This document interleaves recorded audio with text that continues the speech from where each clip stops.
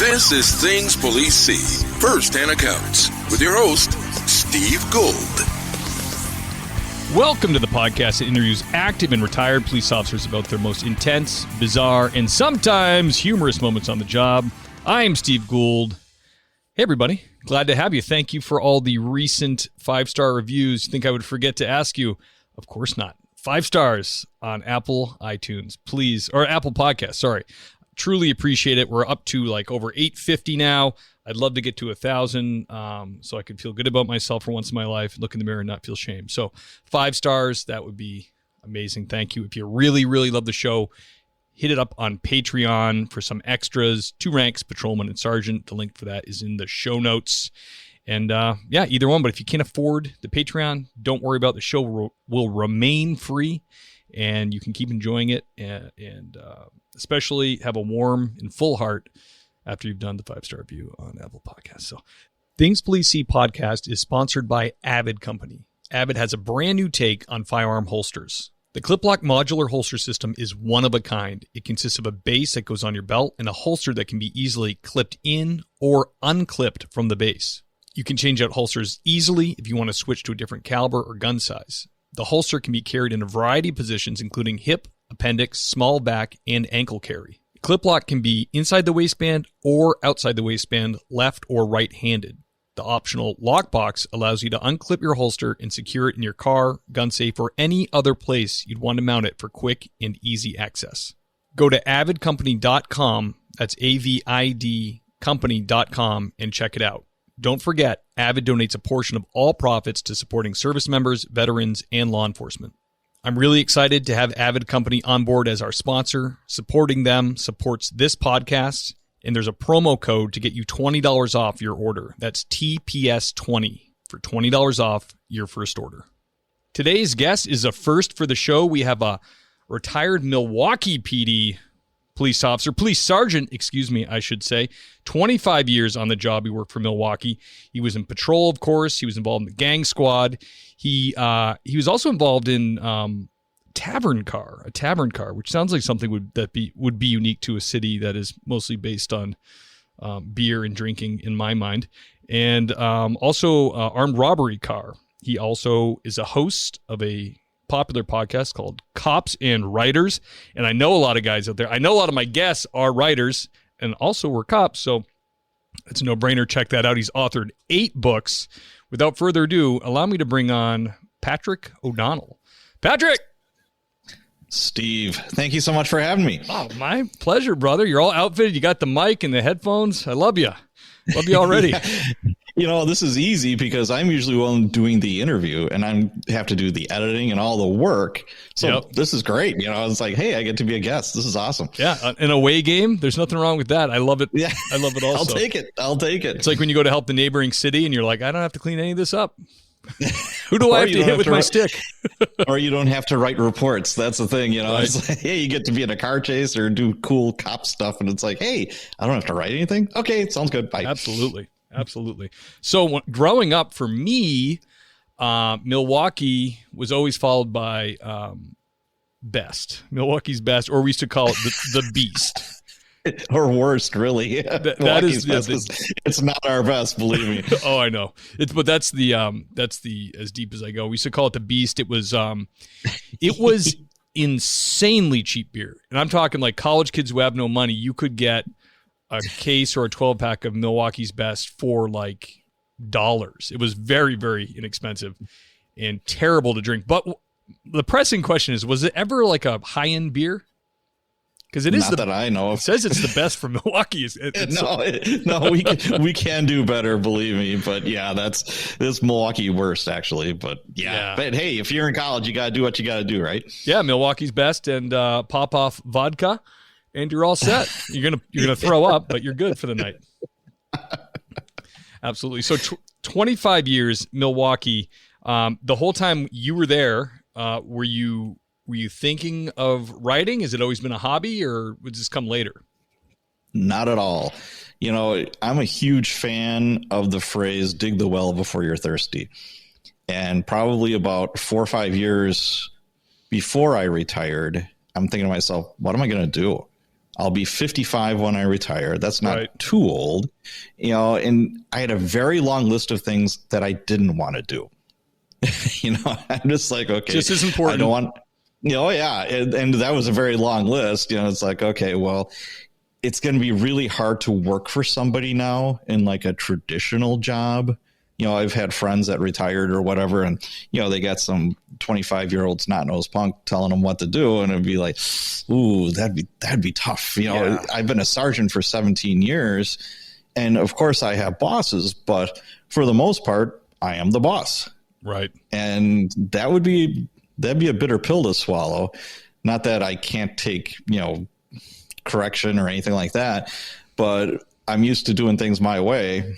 And I thought to myself, well, first off, where is there a job out there where, and this is, before COVID or anything, where now everybody works from home, it seems like, where I could work wherever I want to work and whenever I want to work for the most part. So to back up a little bit, before I was a cop, I sold cars, I bartended, I worked in a 24-hour restaurant. That's what you get with a sociology degree. You hear that, guys? Drop that degree. Your bachelor's degree in sociology will get you a job at IHOP being the manager. That's what selling used cars. You will be studying humanity there for sure. Yes. So I sold cars for 4 years. And when I became a cop, I had people asking me, hey, could you come along with me? Could you help me, buy a car? It was family, friends, whatever. I'm like, yeah, sure. Why not? And somebody's like, you should really write a book about this. And I'm like, okay. So at the same time, like I said, I had the 20-year mark. And when you hit 20 years and it's 25 and out, you start thinking. Sure. And it's like, okay, I'll write this book about how to buy a car. So I did, and it was a glorified PDF. It was nothing great. I put it up on Amazon. You can just do it yourself, self-published. Yeah. And it wasn't great, but hey, I sold some copies and it was fine. Then a few years go by, and of course, me being a cop, you have to go through a bitter divorce. It kind of comes along. Here's your gun, your badge, and your future divorce. And I wrote a book about that. And I'm like, okay, that was divorced dad. Kids are forever. Wives are not. And I'm like, all right, now I'm getting the mechanics of writing a book and self-publishing. Now I'm starting to go to conferences. Again, dig the well before you're thirsty. And I was like, is this something viable? Is this something that I could do, to supplement my income? Yeah, this is good info for guys out there, because a lot of cops want to memorialize their careers and all the crazy stuff they saw, Right. And, for me, it wasn't so much doing that, even though that's a very, very good point where, okay, I know, Stephen King isn't quaking in his boots right now, right. Or James Patterson, but it's kind of a neat way to, like you said, memorialize your career. I helped a friend of a friend who went through Marine Corps boot camp during Vietnam, and he wanted something that he could memorialize for his kids, his grandkids, and say, hey, this is what dad or grandpa went through, during Vietnam. So I helped him write the book, put it up on Amazon. It didn't, and it's not going to sell 1 million copies. He's not going to be able to, sell his house and move to Fiji or something crazy like that, but it's there forever, so it's kind of a neat thing. So I started going to these writers conferences, and it's amazing how people find out almost right away that you're a cop. I don't have a big police t-shirt on or anything like that, but I had people coming up to me and say, hey, you're that cop guy, right? I'm like, yeah. And then other cops that are there, sure. You all kind of find each other. You're at the bar, blah, blah, blah. Yep. So I had people coming up to me, asking me questions about police stuff for their books. And they're like, you should really write a book about this. And I'm like, okay. So I thought to myself, that's not a bad idea. I had already written a post-apocalyptic fiction, and I was in the middle of writing the second book. I like that. I appreciate actually how you started with non-police stuff. I think that's very It's very interesting to me. I learned all the ins and outs and the nuts and bolts of self-publishing and the traditional publishing world as well. And I didn't want to go through the rigmarole of getting an agent, there's also, for your listeners that want to write a book, it's not too difficult. Yes, you have to, the things that you really should get is an editor. Yeah. Somebody who's going to format. Oh yeah. It's like, I don't care how well you write reports. If you have a degree in fine arts and, you have your MFA and, you're this writing guru, you're going to miss stuff that an editor will find. So, and it makes people give up on your book. If you start reading the book in the first chapter and you see grammatical errors, you go, oh yeah, this is crazy. Like this is, did he even read it again? It's like exactly. Yes. So, the big stuff is get yourself an editor, a decent cover that explains the genre. If you're looking at the cover, you should say, hey, this is post-apocalyptic fiction. This is a vampire book. This is a whatever. It shouldn't be a guessing game for your reader. You should look at that. And you should also be looking at the books that are selling really well in that genre. Yeah. And they all kind of start looking the same. You don't want something super unique that throws people off. And then the third thing is the blurb, the book description. That's where people's eyes go when they're looking, for books. And the typical mistake people make with book descriptions is they're trying to tell the entire story when you should be trying to grab that reader by the lapel and bring them in. Yeah. Tease them. It's like a really just dynamite first, sentence. What would you do if you had to choose between your child and saving the world? There's, whatever. Right. Then keep on doing that. And at the end, you have to tell your reader, buy this book. If you want to find out how, Steve Bond saves the world, I like it. Check, hit the buy button in the upper right-hand corner. You have to literally hold people by the hand sometimes and say, this is what you have to do. Just like we were talking, it's like, hey, you know what? Ratings are really important. You have to ask. These are all these things aren't going to magically happen. You're doing it yourself. You got to really hustle. Oh, absolutely. So I learned all the nuts and bolts of that. And I'm like, you know what? I'm going to start a Facebook group. Again, dig the well before you're thirsty to see how much interest there is. And it started out with me, my editor, and a couple of friends. Now I've got about 5,800 people in this Facebook group called Cops and Writers. I've got cops literally from all over the world. That's awesome. And writers that are asking police questions. Hey, would you need a warrant for this? What, would a gun really do that? Oh, they want it to be accurate. Yeah. Yes, exactly. And it's a great place for the coppers too, to hang out a little bit. And, they talk about whatever. And it really worked out well. So I'm like, hey, there's interest here. So I'm going to start writing these books. So I wrote 2 books, Cops and Writers, From the Academy to the Street, basic, how do you become a cop, et cetera, et cetera. Sure. And then the second one was Crime Scenes and Investigations. Very cool. Everything's all under the Cops and Writers umbrella, as it were. And they complement each other. And then I started the Cops and Writers podcast, more or less to promote the books in the Facebook group. So they all just kind of go around in circles. Yeah. Yes. That's awesome, man. I'm friends with big writer. She exploded. I don't know. You ever heard of You on Netflix? You is the name of the show, YOU. Caroline Kepnes is her name. She wrote this book called You back on Cape Cod. We were both from Cape Cod, and we were mutual friends, and we met up, and we met, had drinks a few times, and really cool. But she started writing just magazine articles for teeny bopper magazines, because she was a girl and she knew how to write for teenage girls, and she did that. And then she ended up writing for Conan O'Brien show a little bit, just a little bit.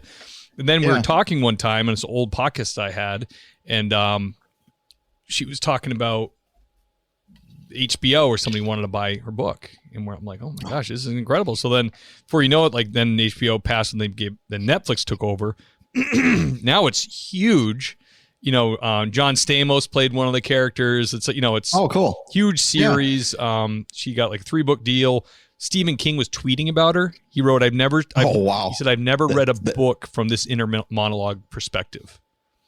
Wow, that's cool. That's awesome. So she exploded. Now she's famous, I mean, in the writing world. Yeah. And I was talking to her when we lived in LA a little bit, and because we were playing around with the idea. My wife had a really kind of neat idea for a children's book, and she said, because all you said about the hustling and stuff is it's so hard to get in, but it must be gratifying when you finally do, and you have become published. But she said, really, how you see all these books that you're like children's books, and you're like, what? Is they knew they had an in. They knew someone who had a publisher, someone that could take it from them and bring it to the right person. And I said, that's huge. Yeah, I was like, wow. I mean, I never had I never had an urge to write anything or do that, but I always thought, I probably haven't talked to her in a few years, but I'm like, I have her in my back pocket if I ever come on. She'd probably changed her phone number by now because she's famous. Steve who? I don't know what you're talking about. Yeah, have him removed. Restraining order, please. But yeah, exactly. It's like a few of the cop writers we've had on, it's me, the royal we, have had on the show before. They say that too about the self-publishing thing, where it's like you can do it now, but it just is so much better with a publishing house behind you. Do you find that to be true?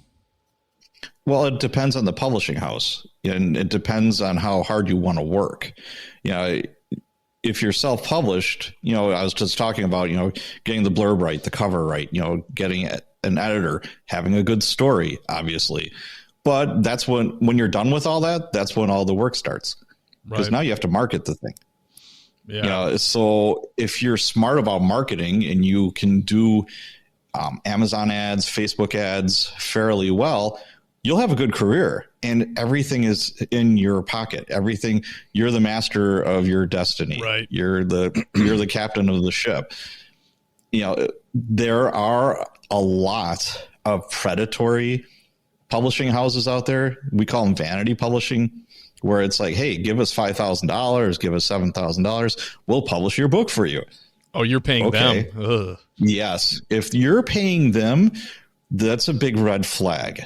Yeah. But I know lots of people that have done it because, again, doing the marketing and all this other stuff is kind of daunting, where you can do it yourself, and it's how much work you want to put into it, or you farm it out to somebody else.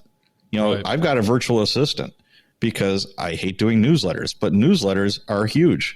It's a great marketing tool, but guess what? I don't have the time, the bandwidth, and I don't want to learn anything new. I'm an old retired cop. What the hell do I know, right? Right. I don't want to keep on learning all this stuff. Patrick, ideally someday you'll just be at like an old silent press typewriter from the 30s, and you'll rip off the papers and give it to your assistant, and they'll turn it into a digital book or whatever. Exactly. But it's all trade-offs. So I got picked up by a reputable publishing house, by somebody, the person who owns it, LMBPN, I knew through these author conferences. And he was a guest on my podcast, and we just started shooting the shit afterwards. And before I know it, he's offering, hey, let's work together. And this is the real deal, where he has his own editors, book cover people, right. It's a well-oiled machine. So now that's totally different for me, because now I've got deadlines.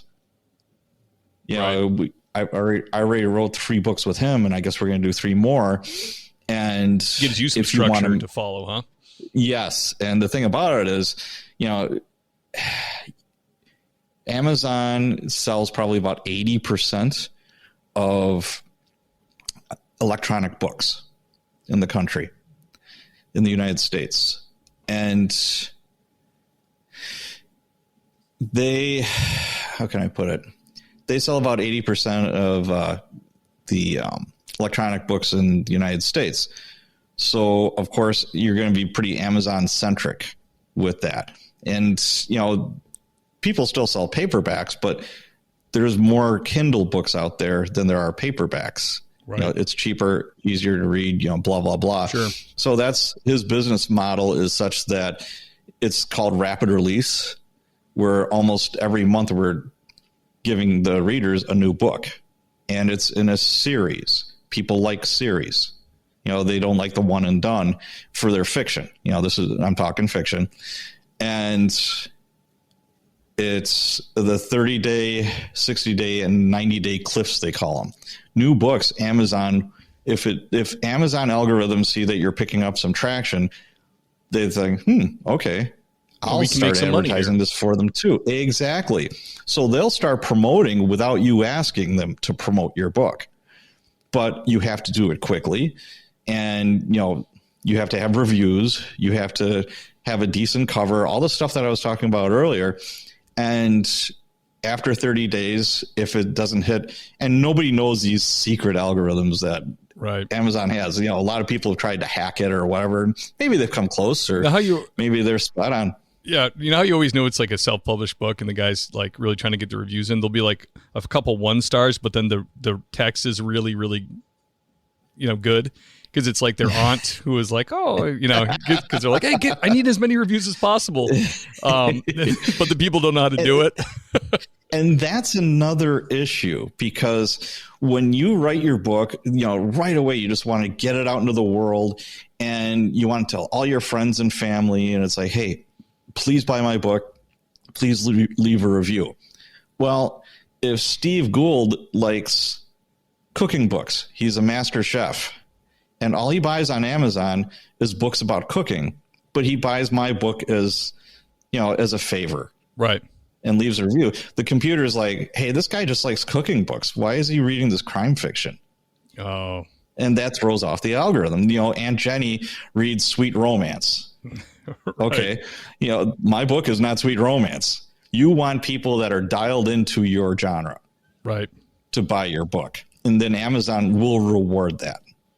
Gotcha. Well, this is a lot of good information for the cop authors out there. The algorithms and all that. I'm sure people are. I can tell. I've had guests on before that are really hustling, trying to get it done. And it's frustrating, but it's a good testimony that you can push ahead. And I think also, I've heard in a lot of creative type of podcasts and stuff when they're like, don't wait. Don't wait to start the podcast. Don't wait to write the book. Don't wait till like conditions are perfect or you think you got it down or whatever. Get your feet wet, start doing it, and see what happens. It takes a lot of guts because you're putting yourself out there. Yeah. And if you're worried about that, or you're worried about like your department finding out, or you want to be anonymous, write it under a pen name. Yeah, that's a great point. It's not like a podcast. No one's going to pick you off if you got a pen name. Yeah, exactly. But if you do achieve some moniker of success, sooner or later, your name is going to come out. And that's okay by then, because it's like, hey, screw this cop job. I'm out of here. I know some cops that have they transitioned from being full-time cops to being full-time writers. It doesn't happen often, but I know a couple personal. Yeah, we had Mark Cameron on who took over writing for Tom Clancy. Mark. Yeah. Yeah, Mark is a good friend. I had lunch with him in November at a writers conference. Oh, you're kidding me. He's such a good dude. Yeah. Oh my God. I was literally talking to him 2 days ago on the phone. About things please see. You're like, I'm about to go on my favorite podcast. And Mark's like, oh, that's my favorite too. Is that what happened? Yeah, of course. Sure. But yeah, you'll not find somebody more genuine that has achieved that much success. Yeah. Yeah. He was one of my first like big names on my podcast. And that was just because I helped a writer, and she was very, very thankful. I forget what I did for her, just some advice or something. And she says, well, let me help you. And I'm like, okay. And she said, Mark Cameron's my neighbor. And I'm like, what? He lives in Alaska. Yeah. And I'm like, no shit. And she's like, yeah, how would you like to have him on the show? Mark will do anything I tell him to do. And I'm like, shut up. And sure enough, I'm talking to Mark Cameron, and I'm like, oh my God, this is the guy that writes the Tom Clancy shit. So amazing. Patrick. Yep. Let's get into some war stories.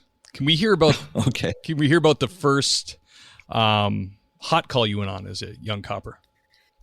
It's funny, that different police departments will call it different things. It's like you call it a hot call. Some will say code 3. Some will say, right. We would say lights and sirens. if you said a hot call, they look at you as like, what? It's January. It's not hot in Wisconsin. What are you talking about? Right. So, but, again, if you are a writer, be careful about the verbiage that you use, like nicknames or things that, like an assignment, we call it a hitch instead of an assignment in Milwaukee because the old days, because in the old days, you would have a horse and you'd have to tie up your horse to a hitching post when you'd stop somewhere.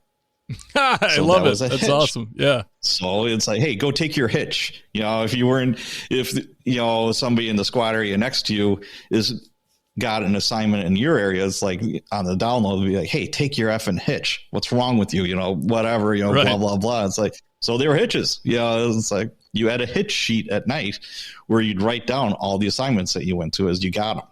And then, what time you got it, dispatch, and whatever the disposition was. So, but the first time that was like Crazyville was I was a recruit. I probably had 3 or 4 days on. I was on the wagon. I was on the wagon with my partner. Now, I'll set the stage. I was sent to probably the worst part of the city, the most violent, working midnight to 8. And I was with an FTO that was super active. God love you, Reggie. He was a very, he didn't stop all night long. He could talk a mile a minute and he knew everybody in the neighborhood. He grew up in this neighborhood and he was a very, very good cop. He was a great guy to learn from.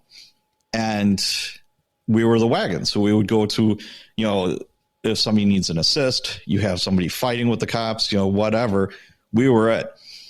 And it was like 7:00 in the morning. The dispatcher's like 95R, and he's like, yes. And it's like, sorry to do this to you, but start heading to the stabbing. And it's like, it's 7:00 in the morning. We're done in an hour. It's like, all right.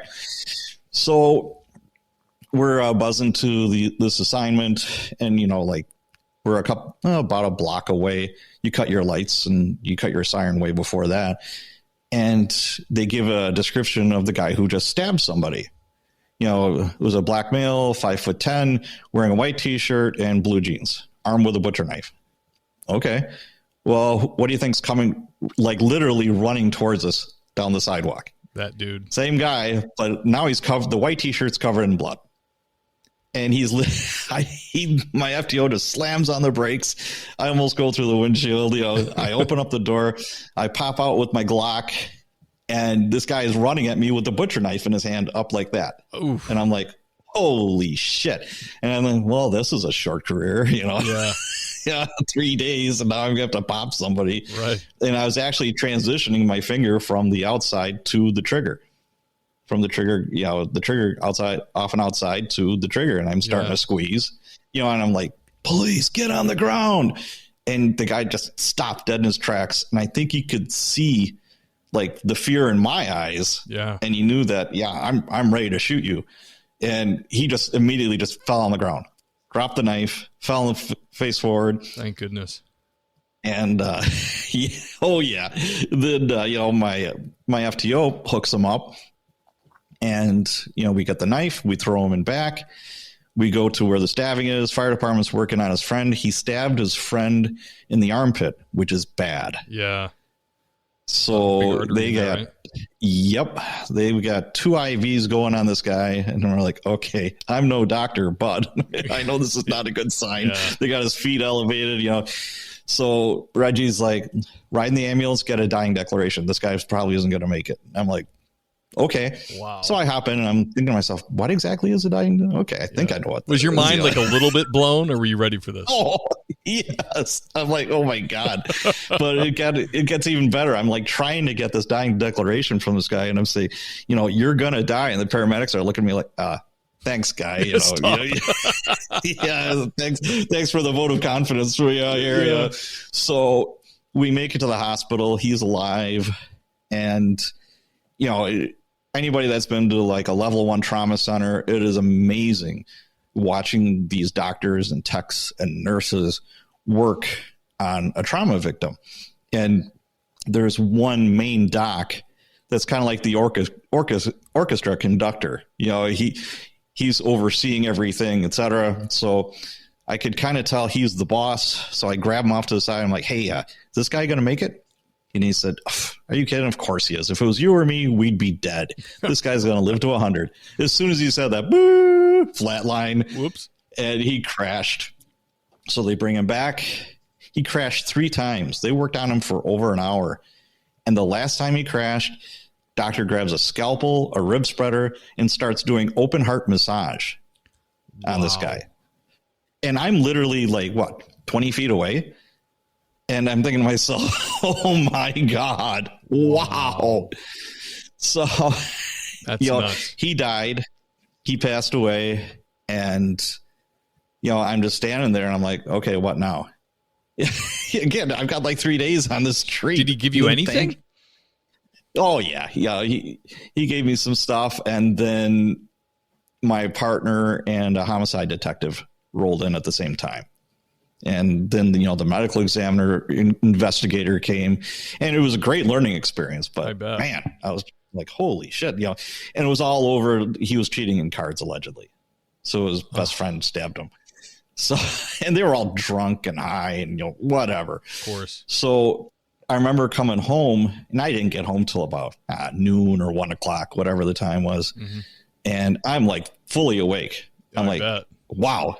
And my ex-wife was there, and I said, this is the best job ever. Oh my God, you'll never guess what I did today at work, honey. It's like my first arrest was a homicide suspect.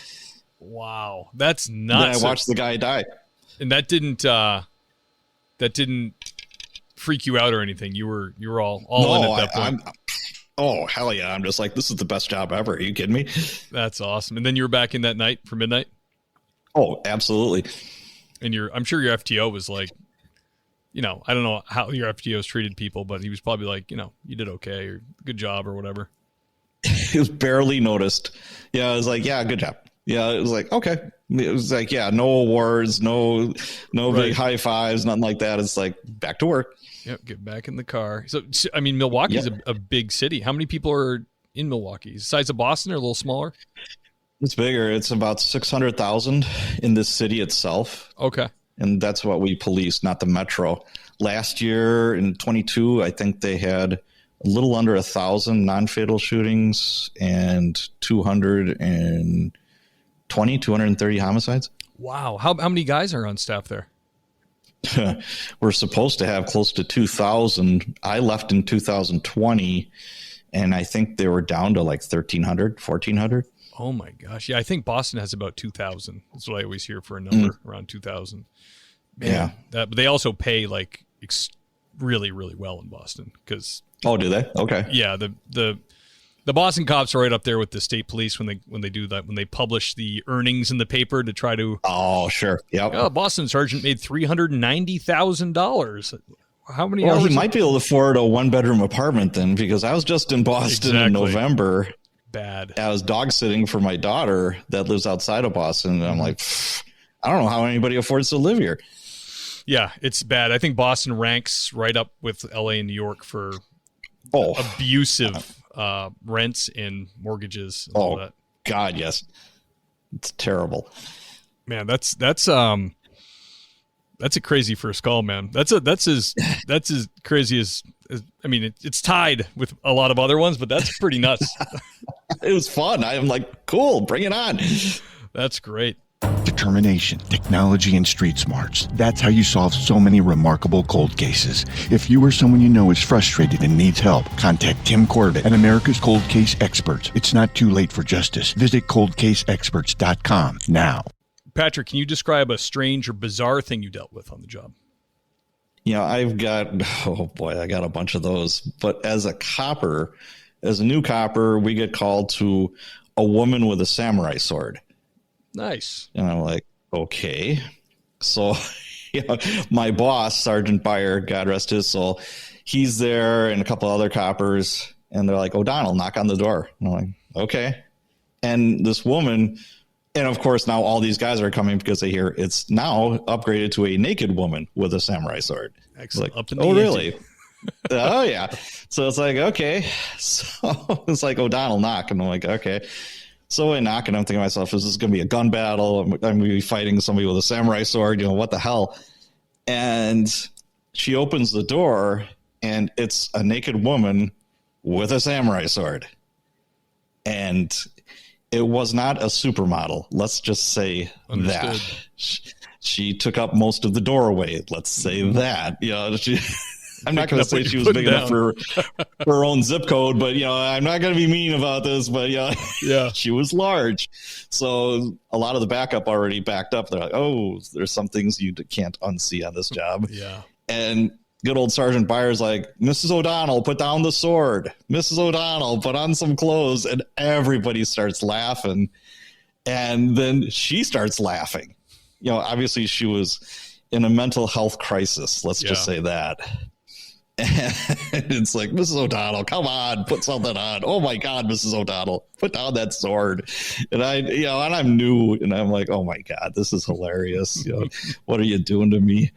Then a few years after that, I got called to a shooting. Well, a body on somebody's sidewalk.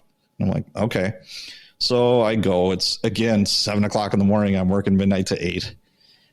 And I get there, and the fire department's working on a guy.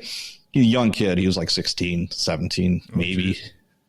And I'm looking at him, and he doesn't have any shoes on. So I'm like, okay, he probably got popped for his Jordans. That did happen back then. I bet. And I'm looking, and on the stairs, there's a yellow chalk outline of a body.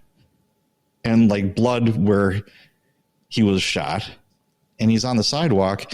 And I asked the fire department, I'm like, "Did you guys chalk this body?" They're working, I'm talking to the fire captain, and he's like, "No, I thought maybe you guys were here. So I don't get it." And I'm like, "Neither do I. What's going on here?"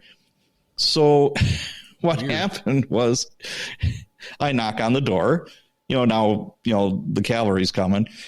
It's like, well, let's make the house, make sure there isn't, a shooter inside or whatever, or another victim. I knock on the door, and this little old lady answers the door, and she's wearing a house coat and slippers. And she said, "Come on inside." I'm like, okay, because this is a neighborhood where you don't want to be seen like helping the police. Let's just say that. Gotcha. So they'll do it on the down low. And I said, "What's going on here, ma'am?" She said, "Well, this poor boy, he was chased down, and I heard these shots." And I'm like, "Yes." And they made him kneel on my front porch, and they shot him in the head, and they took his shoes.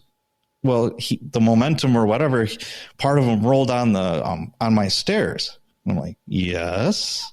And she said, "Well, I don't want him on my stairs, and I don't want anybody thinking that I have anything to do with this." So she dragged the body onto the sidewalk. But before she did that, she chalked it out for us first, because she said, "I've seen this on TV. This is what you do." Wow. That's crazy. She had the gall to move a body, but she also was considerate enough to be like, the police should know where it was. Yeah, she was so proud of herself, and she still had the piece of chalk in her pocket of her house coat. Wow. So this guy, I'm hoping this guy was very dead when she did that. Like, he wasn't like... I'm thinking, I don't know for sure, but he was very dead, afterwards. The fire department worked on him. They didn't save him. And then the night inspector was still working, and he came out to this homicide, and my job was to guard the body. Well, it's a hot summer night. Well, now day, homicide units out there, CSI people are there. Everyone's doing their thing. Mm-hmm. And the night inspector is talking to the lieutenant, getting a briefing from him, and he looks down, and there's a cat nibbling on the victim's toes, like literally chewing off pieces of this guy's toes. So the night inspector is this very harsh, like drill sergeant kind of guy, and he's like, "Who is guarding this body?" And I raise my hand. I'm like, "Me, sir." He says, "Make sure that cat does not eat this body." I'm like, "Permission to shoot the cat, sir." He's like, "You cannot shoot this cat, O'Donnell." And I'm like, "Oh, I'm sorry, sir."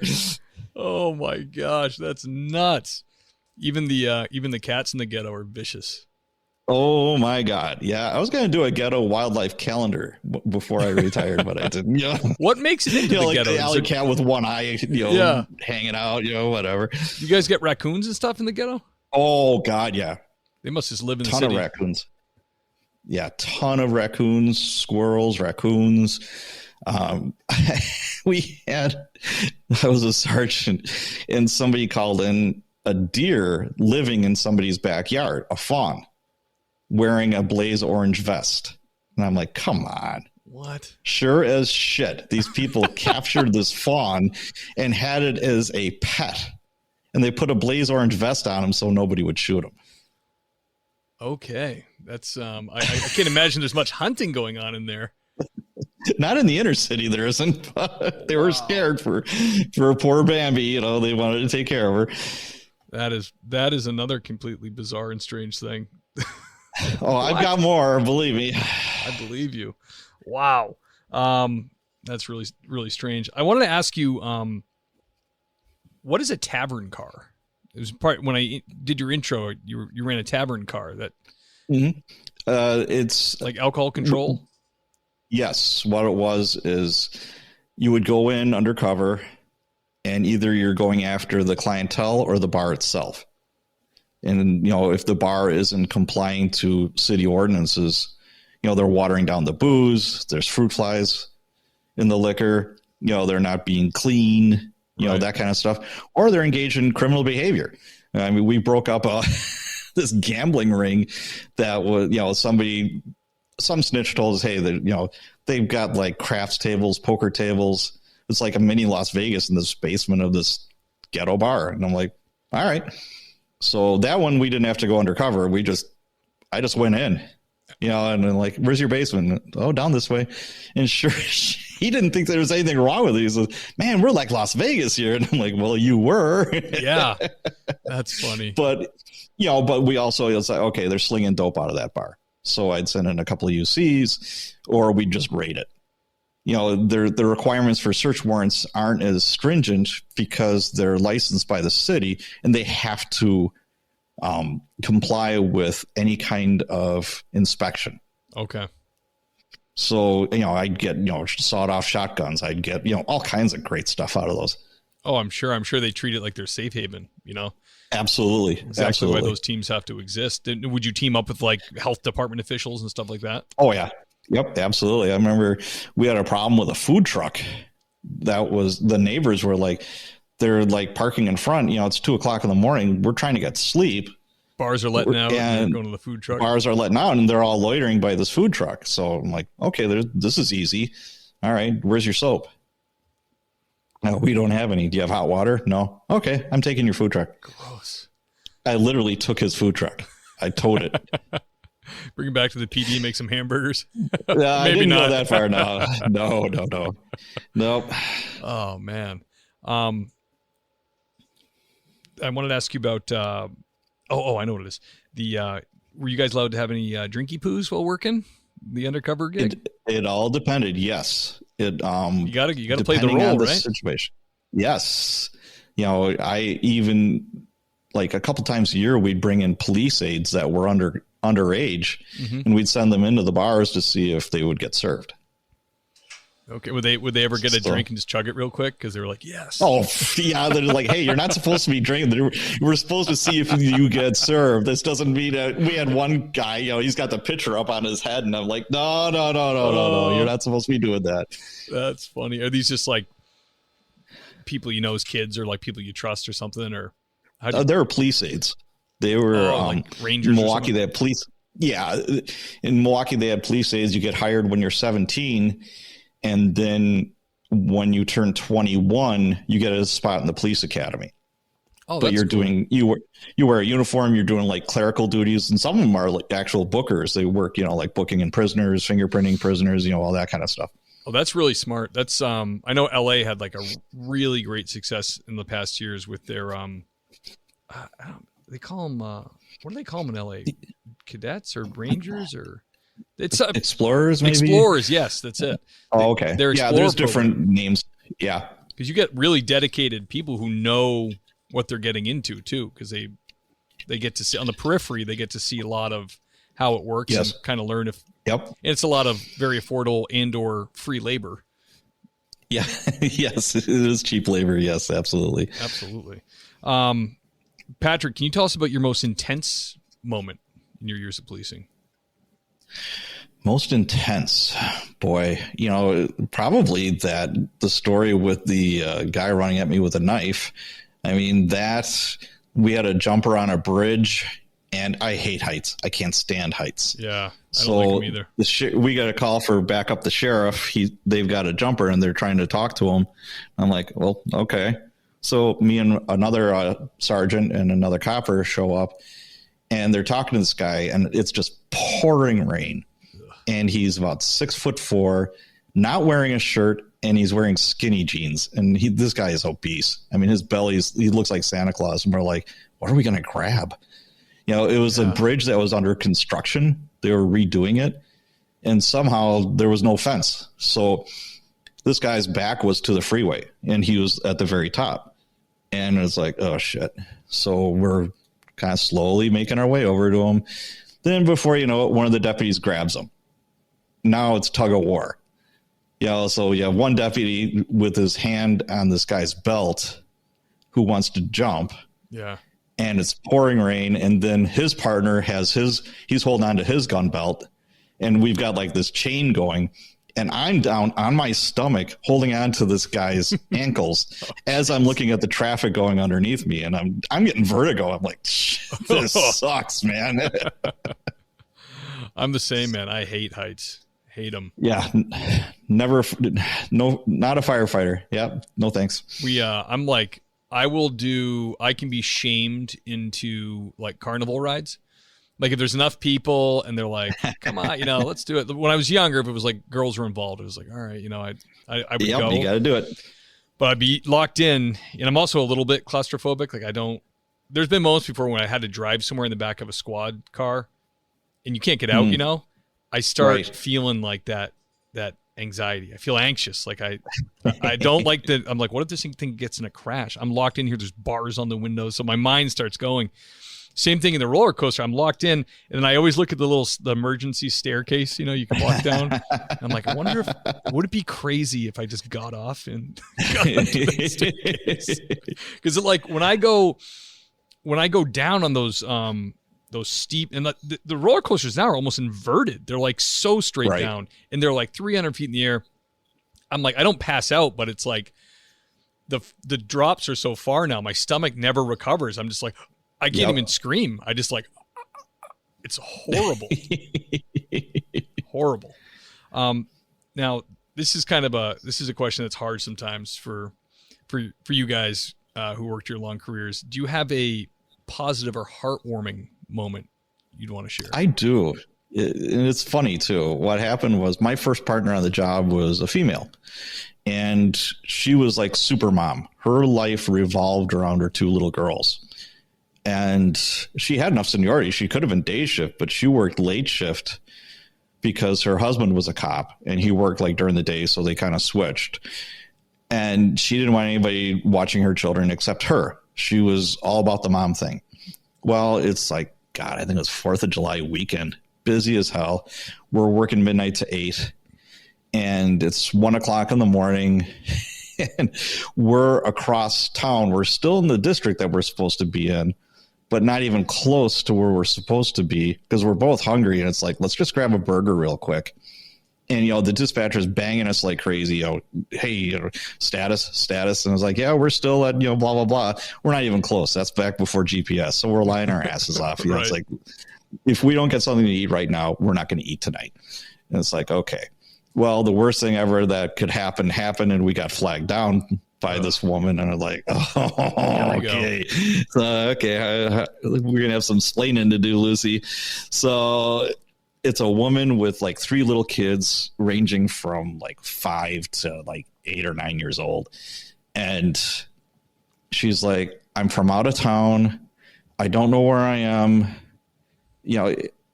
My car broke down. I mean, the worst hard luck Charlie story ever. And we're all like, my partner and I look at each other and was like, and the dispatcher's literally banging us still. It's like, where are you? What are you doing? And I'm still lying my ass off. And I'm like, so she's like, could you help us find a hotel and take us there? My partner is like, yeah, sure. And I'm like, we are? Okay. So now we've got this woman and her 3 kids in the car, and Patty, my partner, has this little kid. She's bouncing the kid on her on her lap. And I'm like, and she's like, Pat, go find her a hotel, because I had a cell phone. And I'm like, sure, why not? Well, there was nothing in Milwaukee that was open. They had no vacancies anywhere except for, I think it was Fox Point, which is a suburb north of Milwaukee. Oh boy. So she said, oh, we could take you there. And I later said, we? And you got a mouse in your pocket? What's going on here? And she's like, yeah, just shut up and just go. Let's start going. And I'm like, okay. And the whole time, the dispatcher is like, Squad 55, where are you? I've got one waiting for you. And I'm like, this is very complicated. Just please give us, like 10 more minutes. And right. Shit. And I'm lying my ass off. And it's not only I'm lying to the dispatcher about where I'm at, I'm sandbagging a hitch, and we're in a part of the city we're not supposed to be in. Now we're leaving the city, which is a big deal. Right. And it's like, if we get flagged down or if we get into like a squad accident, we're done. We're toast. Yeah. And I'm like, son of a biscuit. And I'm like, we should probably have at least 2 car seats for these kids. Right. And she says, oh, that's fine. So Patty's got the kid on her lap and she's bouncing. I'm like, if people see this, they're gonna think, what the hell's going on here? Right. I didn't know the police did this shit. Yeah. So we found them a hotel. We broke every rule in the book, and then we made sure they were nice and safe, and probably gave them a couple of bucks, and we called it a night. That felt good though at the end, right? It did. But man, at the time though, I'm just like, Patty, come on, we can't do this. Oh man. Yeah, you're right though. There's, in a big city like that, you could probably do stuff like that all night. Oh yeah, absolutely. So if you guys left jurisdiction, like left the city limits, that was a pretty big, you're supposed to You call have to have that out. permission. Unless you're chasing somebody, if it's a car chase or, something like that, then yeah, that's fine. And then it's up to the sergeant or lieutenant, say, keep chasing or don't, or, whatever, chasing. Car chases were a nightly thing when I was working. Right. And it was not uncommon to wind up outside the city. Oh, I'm sure. Yeah. Especially the roads open up a little bit. People can really cook. Oh yeah. Especially at night, there isn't a whole lot of traffic. And that was the best part of it. It was a ton of fun. Did you work overnights for a long time? I worked late shifts. Oh, let's see here. Late shift for 17 years. Wow. Midnight to 8 for 17. Then I did 7 at night till 3 in the morning for 4 years. Then I finished my career on day shift. The day shift. It was, Yep. I mean, that's like the, around here I work in an area with smaller towns, but it's like you can end up being like the gopher for town hall. You can end up being animal control. It's like, oh, okay. Cause it's, all the calls that come in that require multiple hats come in on day shift, Yeah. Where I worked, I got sent to day shift to the district that I didn't want to go to. Out of 7 districts, it's the one that I really didn't want to go to. And that's where they sent me. It was one of the slower districts. And I was used to running and gunning, having fun. And now I'm in the slow district, and just to be an asshole, my boss gives me the schools. I was a school sergeant. I didn't know anything about high schools. Wow. I worked at night all this time, and our schools are completely they're like little war zones. They're horrible. They're terrible. Really? And I had no idea how bad it was until I got there. And we had armed robberies, sexual assaults. I mean, you name it, it was going on in that school. Damn. And I'm like, holy cow, this is like something out of a movie. I'm like, oh my like Lord, higher learning or something. Did you guys have like substations in the schools? They had their own offices. So the SROs had their own offices. Okay, yeah. I mean, there's a school around here, not around here, but within probably an hour of me, that Brockton, Massachusetts, which is notoriously violent little city, ranks up there, nationally for crime. They have their own full police department for their high school. So wow. They have patrolmen, sergeants. No kidding. Yeah, wow. it's a giant high school, but same deal. They had security. They had security officers there, and then we'd have like 2 or 3 cops in the school. Gotcha. Was it Oh, actually, it's a city, so it's not going to be regional. It's just all Milwaukee. Yeah. Mm-hmm. Yeah, it was all city. What do you guys deal with for what gangs were really embedded there? Depends what part of town. When I started on the north side, it was Gangster Disciples was huge. Black Gangster Disciples, Vice Lords. It was Brown Pride, Mexican Posse. Those were the south side gangs. And then the feds, actually, they got a bunch of these Hispanic gangs on RICO cases. There was a task forces with like the FBI, ATF, DEA, but that created a void, a power vacuum. Right. You cut the head off, the Spanish Cobras or, Latin Kings or whatever. Well, now Vice Lords and Gangster Disciples are going to be moving south because they see an opportunity, because they're all slinging dope. Right. Was the Mexican Mafia in anything? Did they reach that far or no? Mm-mm. That's all West Coast stuff. Yep. Yeah, there was, I think LA was big with the MS-13 and Bloods and Crips and stuff. Mm-hmm. It was a little bit frozen when you were listening to the gangs. Did you say Bloods and Crips or no? No, we didn't have Bloods and Crips. There were People and Folks, they were called. People and Folks.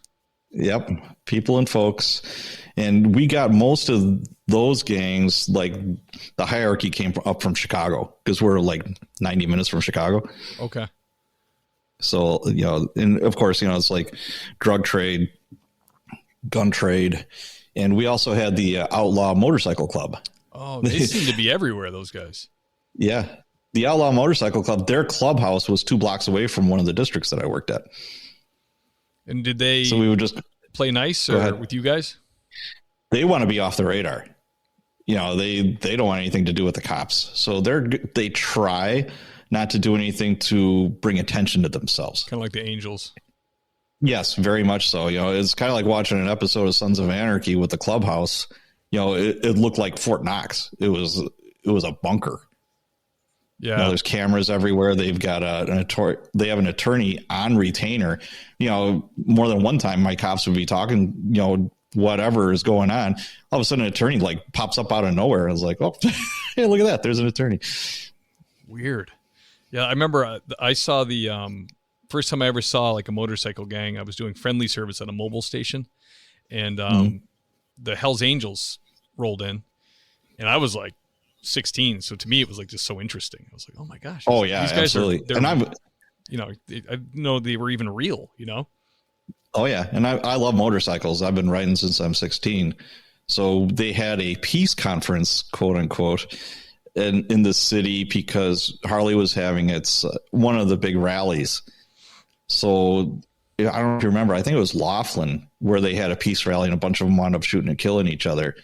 So nice peace rally. Oh yeah, it worked great. So we're going to have the same thing. So we had a substation, our command post set up where all these bikers were staying at this hotel, and they would have prospects or whoever guarding the bikes at night while everybody else was sleeping. And I would always mess with them. I'm like, oh, that's a nice bike. Hey, do you mind if I sit on that? And they're like, no, I don't think you should sit on that. Oh, come on. They didn't want anything to do with me. That meant I'm going to mess with you even more. Yeah. Oh, that's funny.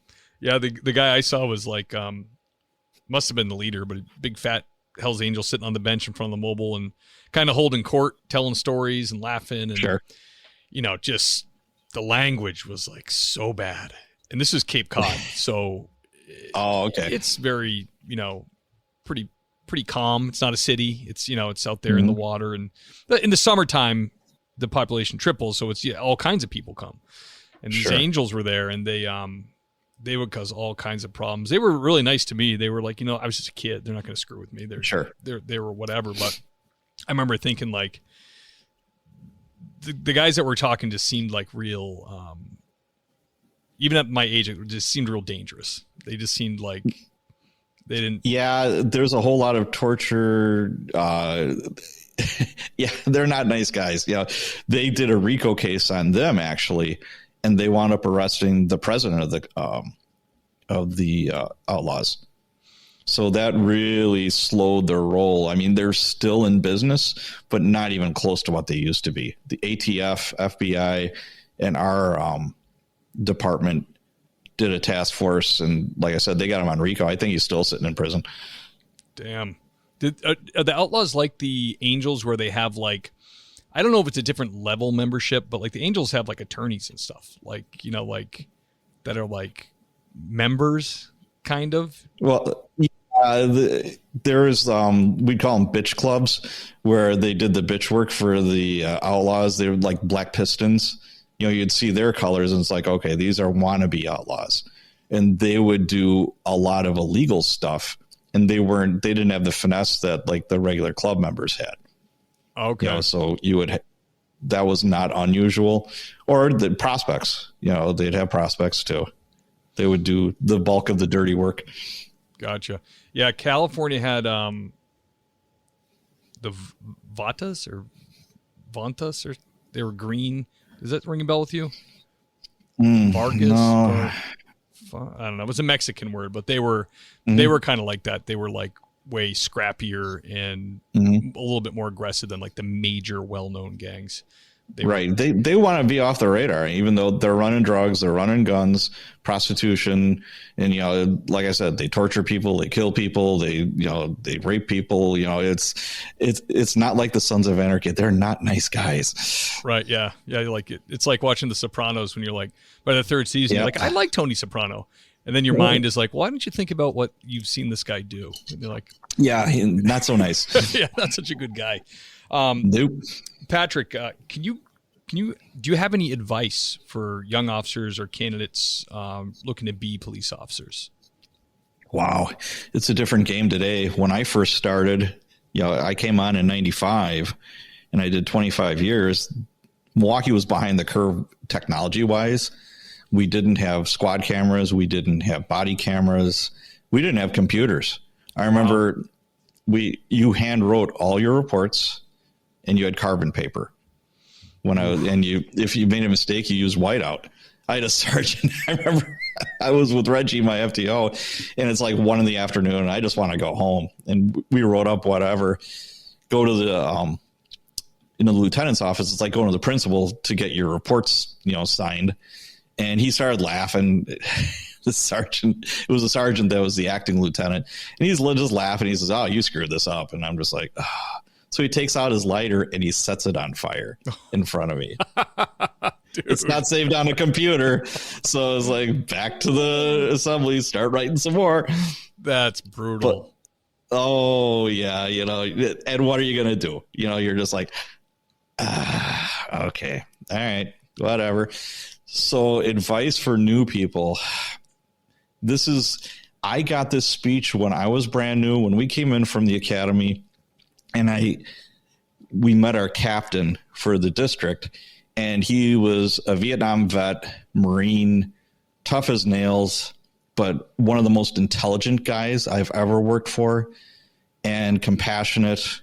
And he probably had like a genius IQ. He was just one of those people, you know, it was just amazing. So he comes in, we all snap up to attention. There's like 10 of us that were going to be assigned to this district.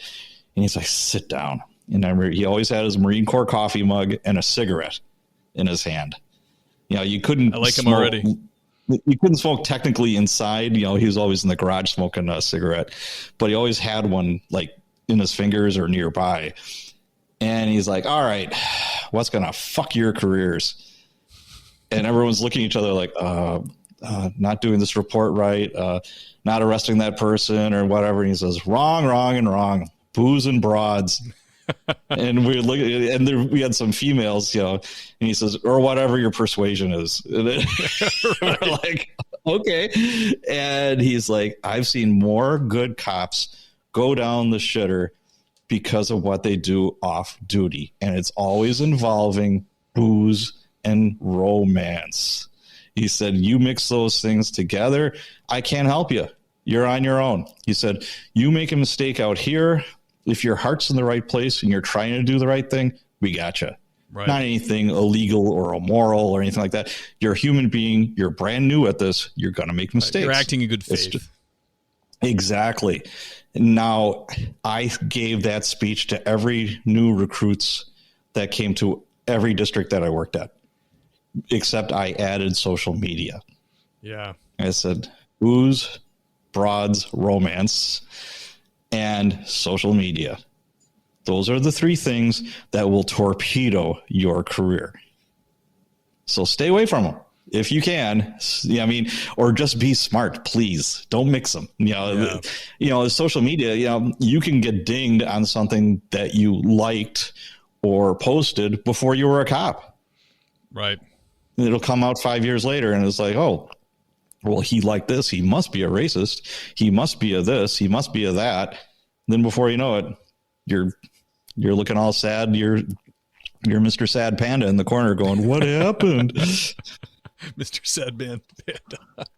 Yeah, it's true. And especially with it's calmed down a little bit, but the climate the last couple of years was like, they weren't even asking you questions. They were just finding something, making the natural conclusion the media was drawing that confirmed racist, misogynist, transphobic, whatever it is. Because you fill in the blank. Because you clicked ha on a funny meme that everybody thought was funny. Or it could have been one of your asshole friends when you were drunk that had your phone that is doing stupid stuff. Yeah. Yeah. You got to think about that too. That's tough. When I did backgrounds for LAPD, we do social media investigations on everybody, and you'd get the candidate every couple times a month. You'd have them come in and, I don't have that. I don't have Facebook. I don't have Instagram. Oh yeah. When did you delete it? Last month. Then you just sit them down and be like, reactivate it. And they're like, you can do that? I'm like, you can reactivate it. Then you bring it back up, and there's always something on there that was like, it was usually kind of harmless stuff, like just like excessive drinking. Because a lot of these people are in their 20s and they're just like... Absolutely. They're being stupid kids. They're just getting hammered, doing ice luges, keg stands, and they're just putting it all out there. Of course. Why wouldn't you? And I say it all the time, like if they didn't have Facebook or MySpace or any of that stuff when I was in high school or when I was in my early 20s, if they did, I might have been in trouble, because I drank too much when I was younger. I did real dumb stuff. There's no record of it. But, you definitely could tie one on and at 2 a.m. with your buddies, get on your little pocket computer and do something real stupid. I used to get that with the guys that went overseas, and I've said it before on other podcasts, that they go overseas and they're in war, and you're just in a different headspace. You think you could die. You just survived an attack or whatever, and they just start like locker room talk even. But a lot of it is like slurs. And slurs against the enemy, but when you come home and then we look at it, it doesn't come off so good. It looks there's nothing private about social media. Right. Just remember that, kids. Yeah, just remember that, kids. There's nothing private about social media. If you're gonna post, act like your mom is gonna see it, act like your grandma's gonna see it, or whoever. Your rabbi, bartender, priest, whoever. Just know that the whole world's gonna know what you're doing on there. Right. So be careful. Yeah, I always think that when I have friends on Facebook that are like really good about just like nice posts about their family or their kids or like just nice stuff. I'll get a hair across my ass once in a while and I'll post something political or my beliefs or whatever. And then later I'm like, wow, I should just not do that. It's so much nicer when you go on Facebook. Facebook used to just be catching up with old friends, and now it's everybody's ideologies and beliefs, and it's not a place to discuss those things. You have to do it in person because people don't. Absolutely, it's like they forget who you are. They read it and they're like, oh, I have to unfriend him, block him, tell his employer. It's a jungle. So it is. Patrick, tell us. I'm curious about your podcast. How did it get started? Did you do it by yourself? Yes. What happened was I wrote the Cops and Riders books, and one of my marketing tools or strategies was to go on podcasts as a guest. So I started. I always listen to podcasts. I was a huge fan. I still am of audiobooks. So I was used to listening to things like in the car. I don't about a 30 to 45 minute commute. 30 to 45 minute commute back and forth to work. So I started, it's like, okay, I love audiobooks. And it's like, okay, podcasts. So okay, this would be a good one for me to be on, promote my books. And then I'm thinking to myself, I could do that. I could start promoting my own stuff, and it's fun. When I was in college, my brother was a DJ, and every now and then I take some of his shifts. He's like, hey, there's a party popping, wherever. Hey, could you, I'm like, sure, why not? Oh, that's awesome. So being behind the mic wasn't that daunting to me. I've done it before, and I enjoy it. Where else am I going to talk to a former KGB agent? Yeah. Where am I going to talk to a CIA guy? Where am I going to talk to Mark Cameron, for God's sakes? It's just, it's a lot of fun. It's a blast.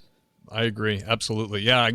We're going to have to trade notes. CIA, KGB. That sounds interesting to me. Oh, it's a blast. Yeah. I had Jack Barsky. He was a KGB agent, and then, the Cold War ended. And it's a great story.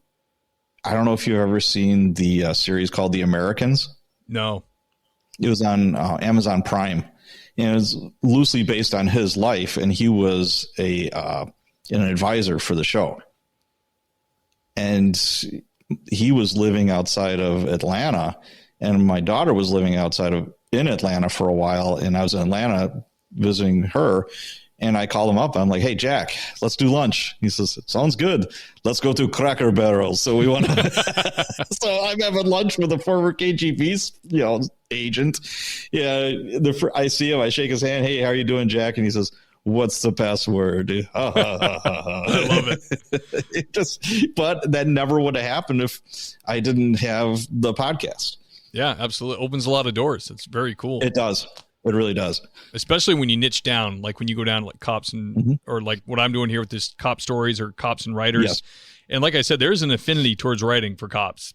Believe me, because I get a lot of emails from cops that have books or have multiple books or published or whatever. Yep. They're out there getting those books out. So the podcast sounds fascinating. I'm definitely going to check it out. I'm going to put a link to that in the show notes. I'll put a link to Patrick's Amazon authors page, has all his books, your name, and what's your pen name? I had a couple of pen names, and I don't really, those books aren't really worth looking at, so I won't disclose those, but everything, the worthwhile stuff is under my name. Okay. I was only kidding. No pen names. Hey, brother, I'm going to do the intro for the show. Thank you so much for coming on, man. It was an honor to have you. Really fun conversation. Can you hang out in the green room for just 30 seconds when I do this? And we can chat Absolutely. After? Thank you so much for having me. My pleasure. I'll be right with you. Okay. The great Patrick O'Donnell. Fascinating, man. I never heard or never had a Milwaukee guy on. Sounds like a crazy-ass city. Great stories, cops and writers. Go check it out on podcasts. Give them a 5-star review. Help him get boosted up a little bit. And check out his books on Amazon. I want to say thank you so much to all the supporters out there. And most of all, my Patreon friends. I'm not prepared. Give me a second, guys. I gotta pull up the sergeants here. They allow me to add a filter so that I can get just the sergeants. If you're a patrolman on here, you might want to think about going to sergeant so you can get that shout out. Click, clock. This is very poor production. All right, guys. I'm sorry. But who I'm talking about is Derek Warden, Luke Shore, Scott Young, the great Wayne Miller, Nick Noose, Tom Connell, Just Dennis, George Tessier, Motor Cop Chronicles, Greg Gaboy, the great Ben Peters, Scott Minkler, Tammy Walsh, Sean Clifford, Braden Walker, Sasha McNabb, Corey Payne, the great Mike Wynn, Nathan Gowan, Jason Lau, Dylan Pyrozic, Lauren Stimson, Brandon Hooker, Jake Pinedo, John Shoemaker, James Rose, Seth Wright, Tony Fahey, William James Long, that's Deputy William James Long to you, Andy Biggs, Chris June, Adam Mihal, the great Gary Steiner, and the handsome Lane Campbell. Thank you guys for supporting the show. I encourage all who want to give me their money in appreciation for the show. Just consider it over 100 hours, maybe 130 hours of content. You love it so much. You want to show me how much you love it?